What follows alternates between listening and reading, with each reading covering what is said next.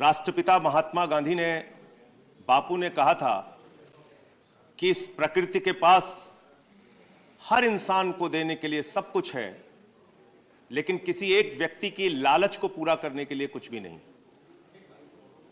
विकास की अंधी दौड़, पूरे दुनिया में टेक्नोलॉजी के नाम पर ग्रीन गैस का उत्सर्जन आज बहुत सारी प्राकृतिक आपदाओं का कारण बन रहा है मानव, और इसके भुक्तभोगी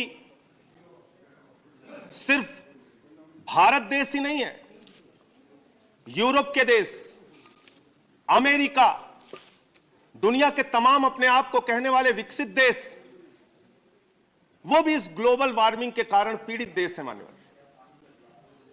वो नजरअंदाज कर रहे हैं, वो इन समस्याओं को बार बार समझौता करने के बावजूद नहीं मान रहे हैं। पूरी दुनिया में ग्रीन गैस उत्सर्जन के मामले में भारत की भागीदारी तो मात्र 3% है, लेकिन अमेरिका जैसे देश, दुनिया के तथाकथित विकसित देश, वो इस पूरी दुनिया की ग्लोबल वार्मिंग के लिए, प्राकृतिक आपदाओं के लिए, प्रकृति के संतुलन को बिगाड़ने के लिए बड़े तौर पे जिम्मेदार है। और इसको लेकर समय समय पे जिनेवा में एक समझौता हुआ जिसका पालन खुद ये विकसित देश नहीं करते। जो टेक्नोलॉजी हमको सस्ते दामों में उपलब्ध करानी चाहिए, उस समझौते के मुताबिक हमें नहीं उपलब्ध कराते, और जिसके कारण से तमाम प्राकृतिक आपदाएं हमने झेली मान्यवर। प्राकृतिक संतुलन बिगड़ने के कारण एक नहीं अनेक घटनाओं के हम गवाह बने। हमने भुज का भूकंप देखा मान्यवर, हमने तमिलनाडु की सुनामी देखी मान्यवर, हमने उत्तराखंड की आपदा देखी मान्यवर, हमने जम्मू कश्मीर की आपदा देखी, हमने उड़ीसा के तूफान देखे, हमने असम के बाढ़ देखे, हमने बिहार के बाढ़ देखे, हमने कई क्षेत्रों में सूखा देखा मान्यवर। और यह सब कुछ प्राकृतिक आपदाएं और प्राकृतिक संतुलन बिगड़ने के कारण, प्राकृतिक संतुलन बिगड़ा जिसके कारण ये प्राकृतिक आपदाएं हुई। लेकिन इसका समाधान समय समय पे हमारे नेताओं ने दिया मान्यवर।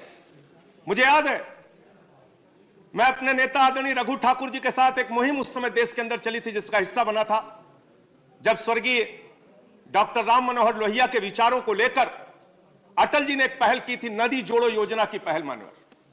और बहुत ही सार्थक पहल थी, बहुत ही अच्छी पहल थी।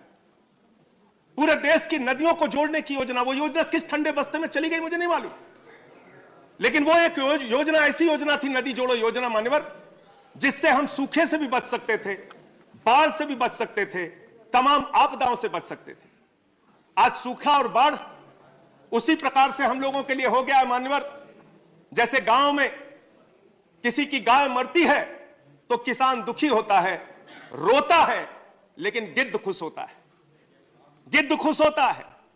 इसी प्रकार से बाढ़ और आपदाएं, बाढ़ और सूखा हो गई इस देश के अंदर। सत्ता के लोग, चंद अधिकारी, बाढ़ के नाम पर उनका उद्योग चल रहा है, सूखा के नाम पर उनका उद्योग चल रहा है। इन समस्याओं के अस्थायी समाधान के लिए कोई पहल नहीं की जाती।